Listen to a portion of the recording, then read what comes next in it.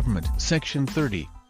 No law shall be passed increasing the appellate jurisdiction of the Supreme Court as provided in this Constitution without its advice and concurrence. Section 31. No law granting a title of royalty or nobility shall be enacted. Section 32. The Congress shall, as early as possible, provide for a system of initiative and referendum, and the exceptions therefrom, whereby the people can directly propose and enact laws or approve or reject any act or law or part thereof passed by the Congress or local legislative body after the registration of a petition therefore signed by at least 10% of the total number of registered voters, of which every legislative district must be represented by at least 3% of the registered voters thereof. Article VII Executive Department Section 1. The executive power shall be vested in the President of the Philippines. Section 2. No person may be elected president unless he is a natural-born citizen of the Philippines, a registered voter, able to read and write, at least 40 years of age on the day of the election, and a resident of the Philippines for at least 10 years immediately preceding such election. Section 3.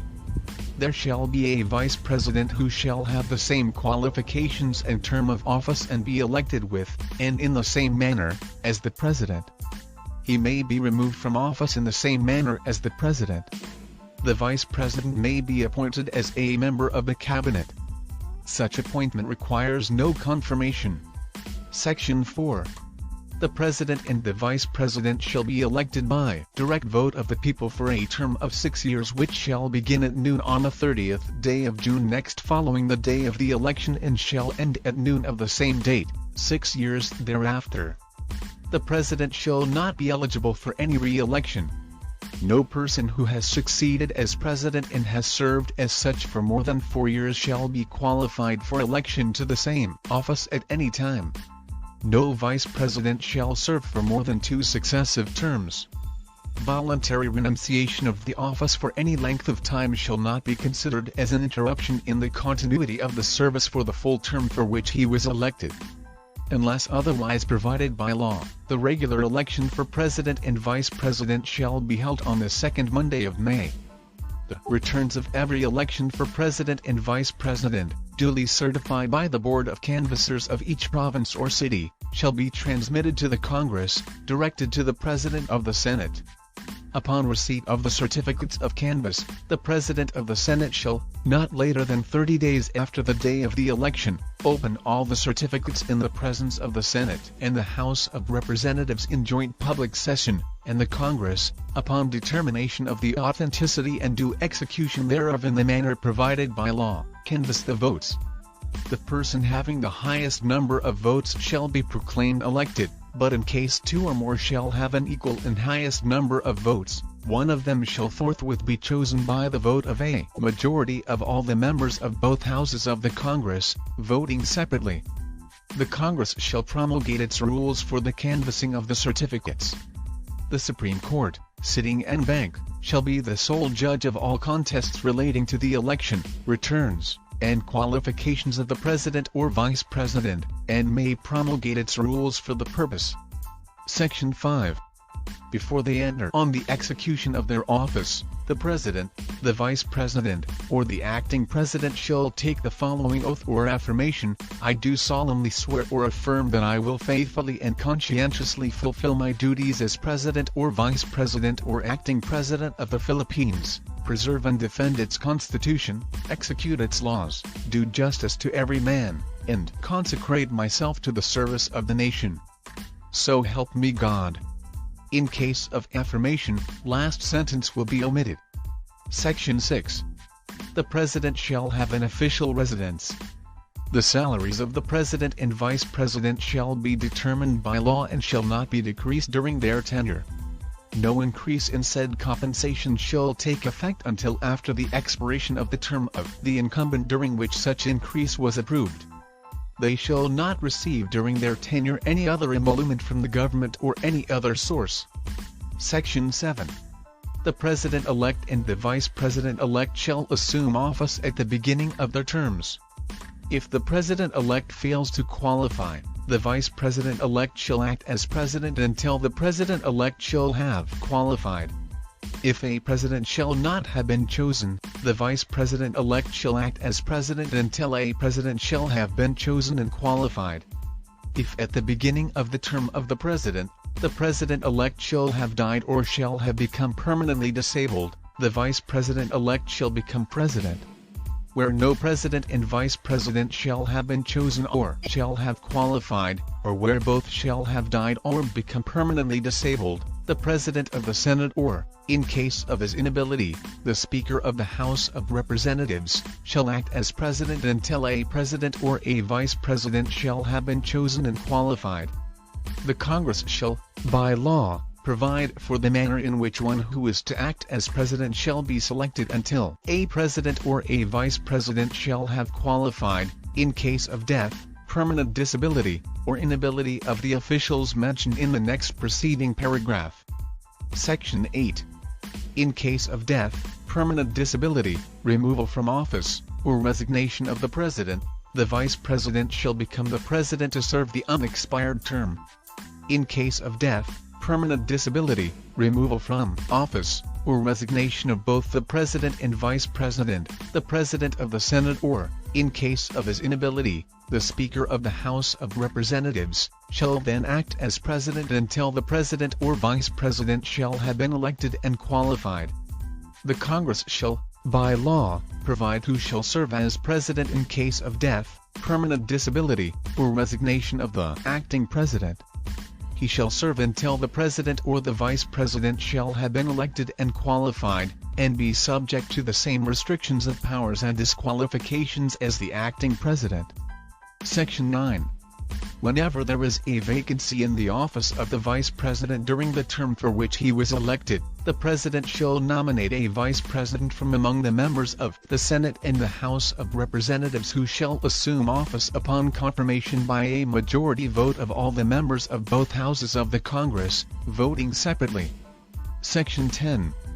The Congress shall, at 10 o'clock in the morning of the third day after the vacancy in the offices of the President and Vice President occurs, convene in accordance with its rules without need of a call and, within 7 days, enact a law calling for a special election to elect a President and a Vice President to be held not earlier than 45 days nor later than 60 days from the time of such call. The bill calling such special election shall be deemed certified under Paragraph 2, Section 26, Article V1 of this Constitution and shall become law upon its approval on third reading by the Congress. Appropriations for the special election shall be charged against any current appropriations and shall be exempt from the requirements of Paragraph 4, Section 25, Article V1 of this Constitution.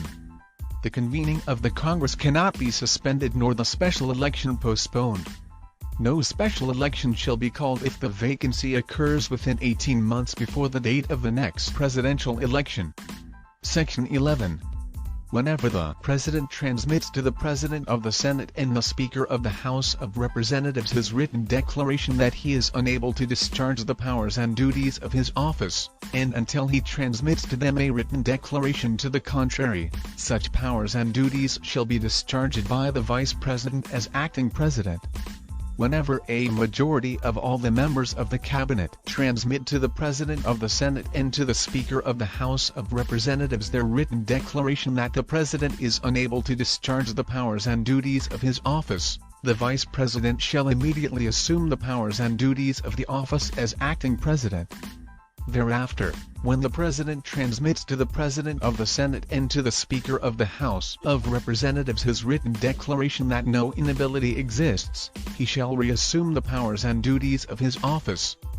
Meanwhile, should a majority of all the members of the Cabinet transmit within 5 days to the President of the Senate and to the Speaker of the House of Representatives their written declaration that the President is unable to discharge the powers and duties of his office, the Congress shall decide the issue.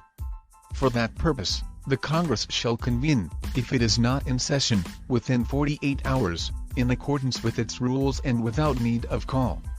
If the Congress, within 10 days after receipt of the last written declaration, or, if not in session, within 12 days after it is required to assemble, determines by a 2/3 vote of both houses, voting separately, that the President is unable to discharge the powers and duties of his office, the Vice President shall act as President. Otherwise, the President shall continue exercising the powers and duties of his office. Section 12. In case of serious illness of the President, the public shall be informed of the state of his health. The members of the Cabinet in charge of national security and foreign relations and the Chief of Staff of the Armed Forces of the Philippines shall not be denied access to the President during such illness. Section 13. The President, Vice President, the members of the Cabinet, and their deputies or assistants shall not, unless otherwise provided in this Constitution, hold any other office or employment during their tenure. They shall not, during said tenure, directly or indirectly, practice any other profession, participate in any business, or be financially interested in any contract with, or in any franchise, or special privilege granted by the government or any subdivision, agency, or instrumentality thereof, including government-owned or controlled corporations or their subsidiaries. They shall strictly avoid conflict of interest in the conduct of their office. The spouse and relatives by consanguinity or affinity within the 4th civil degree of the President shall not, during his tenure, be appointed as members of the constitutional commissions, or the office of the Ombudsman, or as secretaries, undersecretaries, chairmen or heads of bureaus or offices, including government-owned or controlled corporations and their subsidiaries. Section 14. Appointments extended by an acting President shall remain effective, unless revoked by the elected President, within 90 days from his assumption or reassumption of office. Section 15. 2 months immediately before the next presidential elections and up to the end of his term, a President or acting President shall not make appointments, except temporary appointments to executive positions when continued vacancies therein will prejudice public service or endanger public safety. Section 16. The President shall nominate and, with the consent of the Commission on Appointments, appoint the heads of the executive departments, ambassadors, other public ministers and consuls, or officers of the armed forces from the rank of colonel or naval captain, and other officers whose appointments are vested in him in this Constitution. He shall also appoint all other officers of the government whose appointments are not otherwise provided for by law, and those whom he may be authorized by law to appoint. The Congress may, by law, vest the appointment of other officers lower in rank in the President alone, in the courts, or in the heads of departments, agencies, commissions, or boards. The President shall have the power to make appointments during the recess of the Congress, whether voluntary or compulsory, but such appointments shall be effective only until disapproved by the Commission on Appointments or until the next adjournment of the Congress. Section 17. The President shall have control of all the executive departments, bureaus, and offices. He shall ensure that the laws be faithfully executed. Section 18. The President shall be the Commander-in-Chief of all armed forces of the Philippines, and whenever it becomes necessary, he may call out such armed forces to prevent or suppress lawless violence, invasion or rebellion. In case of invasion or rebellion, when the public safety requires it, he may, for a period not exceeding 60 days, suspend the privilege of the writ of habeas corpus or place the Philippines or any part thereof under martial law. Within 48 hours from the proclamation of martial law or the suspension of the privilege of the writ of habeas corpus, the President shall submit a report in person or in writing to the Congress. The Congress, voting jointly, by a vote of at least a majority of all its members, in regular or special session, may revoke such proclamation or suspension, which revocation shall not be set aside by the President. Upon the initiative of the President, the Congress may, in the same manner, extend such proclamation or suspension for a period to be determined by the Congress, if the invasion or rebellion shall persist and public safety requires it. The Congress, if not in session, shall, within 24 hours following such proclamation or suspension, convene in accordance with its rules without need of a call. the Supreme Court may review, in an appropriate proceeding filed by any citizen, the sufficiency of the factual basis of the proclamation of martial law or the suspension of the privilege of the writ or the extension thereof, and must promulgate its decision thereon within 30 days from its filing. A state of martial law does not suspend the operation of the Constitution, nor supplant the functioning of the civil courts or legislative assemblies, nor authorize the conferment of jurisdiction on military courts and agencies over civilians where civil courts are able to function, nor automatically suspend the privilege of the writ. The suspension of the privilege of the writ shall apply only to persons judicially charged for rebellion or offences inherent in or directly connected with invasion. During the suspension of the privilege of the writ, any person thus arrested or detained shall be judicially charged within 3 days, otherwise he shall be released. Section 19. Except in cases of impeachment, or as otherwise provided in this Constitution, the President may grant reprieves, commutations, and pardons, and remit fines and forfeitures, after conviction by final judgment. He shall also have the power to grant amnesty with the concurrence of a majority of all the members of the Congress. Section 20.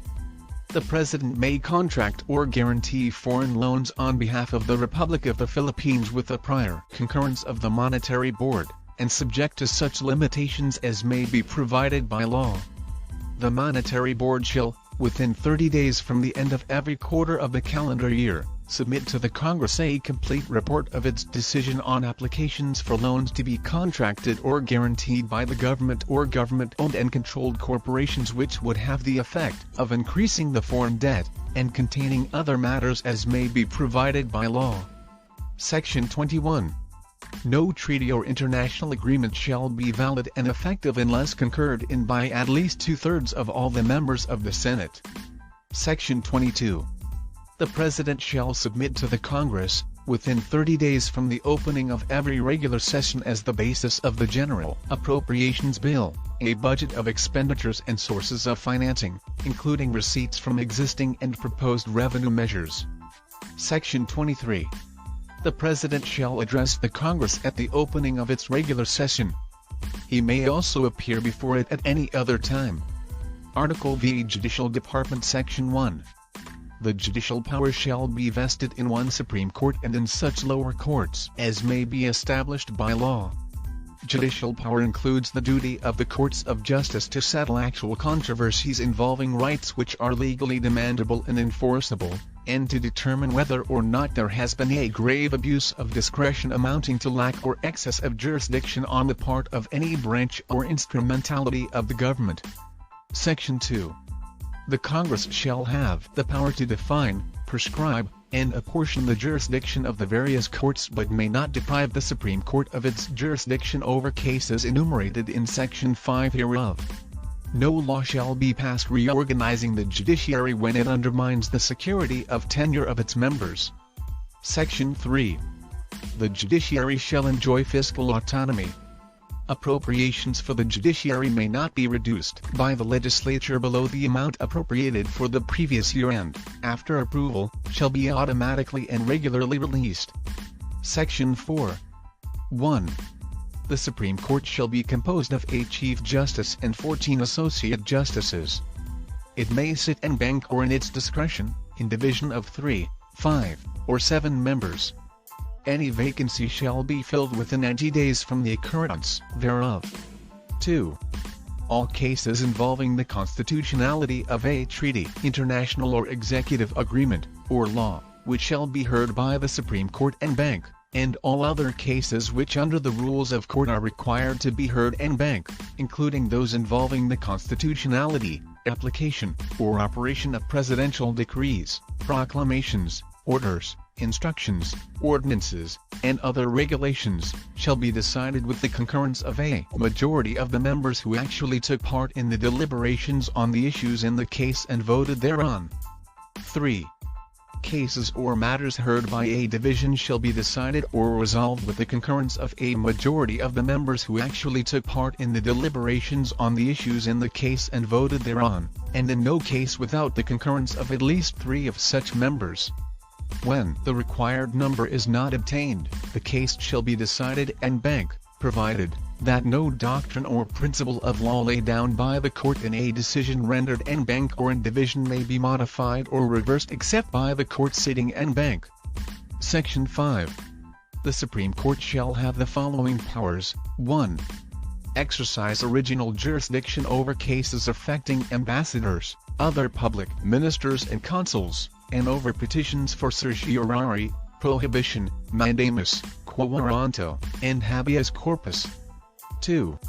Review, revise, reverse, modify, or affirm on appeal or certiorari, as the law or the rules of court may provide, final judgments and orders of lower courts in a. all cases in which the constitutionality or validity of any treaty, international or executive agreement, law, presidential decree, proclamation, order, instruction, ordinance, or regulation is in question. b. all cases involving the legality of any tax, impost, assessment, or toll, or any penalty imposed in relation thereto. c. all cases in which the jurisdiction of any lower court is an issue. d. all criminal cases in which the penalty imposed is reclusion perpetua or higher. e. all cases in which only an error or question of law is involved. 3. Assign temporarily judges of lower courts to other stations as public interest may require. Such temporary assignment shall not exceed 6 months without the consent of the judge concerned. 4. Order a change of venue or place of trial to avoid a miscarriage of justice. 5. Promulgate rules concerning the protection and enforcement of constitutional rights, pleading, practice, and procedure in all courts, the admission to the practice of law, the integrated bar, and legal assistance to the underprivileged. Such rules shall provide a simplified and inexpensive procedure for the speedy disposition of cases, shall be uniform for all courts of the same grade, and shall not diminish, increase, or modify substantive rights. Rules of procedure of special courts and quasi-judicial bodies shall remain effective unless disapproved by the Supreme Court. 6. Appoint all officials and employees of the judiciary in accordance with the civil service law. Section 6. The Supreme Court shall have administrative supervision over all courts and the personnel thereof. Section 7. 1. No person shall be appointed member of the Supreme Court or any lower collegiate court unless he is a natural-born citizen of the Philippines. A member of the Supreme Court must be at least 40 years of age, and must have been for 15 years or more, a judge of a lower court or engaged in the practice of law in the Philippines. 2. The Congress shall prescribe the qualifications of judges of lower courts, but no person may be appointed judge thereof unless he is a citizen of the Philippines and a member of the Philippine Bar. 3. A member of the judiciary must be a person of proven competence, integrity, probity, and independence. Section 8. 1. A Judicial and Bar Council is hereby created under the supervision of the Supreme Court, composed of the Chief Justice as ex officio chairman, the Secretary of Justice, and a representative of the Congress as ex officio members, a representative of the Integrated Bar, a professor of law, a retired member of the Supreme Court, and a representative of the private sector. 2. The regular members of the Council shall be appointed by the President for a term of 4 years with the consent of the Commission on Appointments. Of the members first appointed, the representative of the Integrated Bar shall serve for 4 years, the Professor of Law for 3 years, the retired Justice for 2 years, and the representative of the private sector for 1 year. 3. The Clerk of the Supreme Court shall be the Secretary ex officio of the Council and shall keep a record of its proceedings. 4. The regular members of the Council shall receive such emoluments as may be determined by the Supreme Court. The Supreme Court shall provide in its annual budget the appropriations for the Council. 5. The Council shall have the principal function of recommending appointees to the judiciary. It may exercise such other functions and duties as the Supreme Court may assign to it. Section 9. The members of the Supreme Court and judges of lower courts shall be appointed by the President from a list of at least 3 nominees preferred by the Judicial and Bar Council for every vacancy. Such appointments need no confirmation. For the lower courts, the President shall issue the appointment within 90 days from the submission of the list. Section 10. The salary of the Chief Justice and of the Associate Justices of the Supreme Court, and of judges of lower courts shall be fixed by law. During the continuance in office, their salary shall not be decreased. Section 11. The members of the Supreme Court and judges of the lower court shall hold office during good behavior until they reach the age of 70 years or become incapacitated to discharge the duties of their office. The Supreme Court and Bank shall have the power to discipline judges of lower courts, or order their dismissal by a vote of majority of the members who actually took part in the deliberations on the issues in the case and voted in thereon. Section 12. The members of the Supreme Court and of other courts established by law shall not be designated to any agency performing quasi-judicial or administrative function. Section 13. The conclusions of the Supreme Court in any case submitted to it for the decision and bank or in division shall be reached in consultation before the case assigned to a member for the writing of the opinion of the court. A certification to this effect signed by the Chief Justice shall be issued and a copy thereof attached to the record of the case and served upon the parties. Any member who took no part, or dissented, or abstained from a decision or resolution must state the reason therefor. The same requirements shall be observed by all lower collegiate court. Section 14. No decision shall be rendered by any court without expressing therein clearly and distinctly the facts and the law on which it is based. No petition for review or motion for reconsideration of a decision of the court shall be refused due course or denied without stating the legal basis therefor. Section 15. 1. All cases or matters filed after the effectivity of this Constitution must be decided or resolved within 24 months from date of submission for the Supreme Court, and, unless reduced by the Supreme Court, 12 months for all lower collegiate courts, and 3 months for all other lower courts. 2. A case or matter shall be deemed submitted for decision or resolution upon the filing of the last pleading, brief, or memorandum required by the rules of court or by the court itself. 3. Upon the expiration of the corresponding period, a certification to this effect signed by the Chief Justice or the presiding judge shall forthwith be issued and a copy thereof attached to the record of the case or matter, and served upon the parties. The certification shall state why a decision or resolution has not been rendered or issued within said period. 4. Despite the expiration of the applicable mandatory period, the court, without prejudice to such responsibility as may have been incurred in consequence thereof, shall decide or resolve the case or matter submitted thereto for determination, without further delay. Section 16. The Supreme Court shall, within 30 days from the opening of each regular session of the Congress, submit to the President and the Congress an annual report on the operations and activities of the judiciary. Article X Constitutional Commission A Common Provisions Section 1. The Constitutional Commissions, which shall be independent, are the Civil Service Commission, the Commission on Elections, and the Commission on Audit. Section 2. No member of a Constitutional Commission shall, during his tenure, hold any other office or employment. Neither shall he engage in the practice of any profession or in the active management or control of any business which, in any way, may be affected by the functions of his office, nor shall he be financially interested, directly or indirectly, in any contract with, or in any franchise or privilege granted by the government, any of its subdivisions, agencies, or instrumentalities, including government-owned or controlled corporations or their subsidiaries. Section 3. The salary of the chairman and the commissioners shall be fixed by law and shall not be decreased during their tenure. Section 4. The constitutional commissions shall appoint their officials and employees in accordance with law.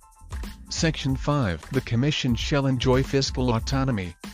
Their approved annual appropriations shall be automatically and regularly released. Section 6.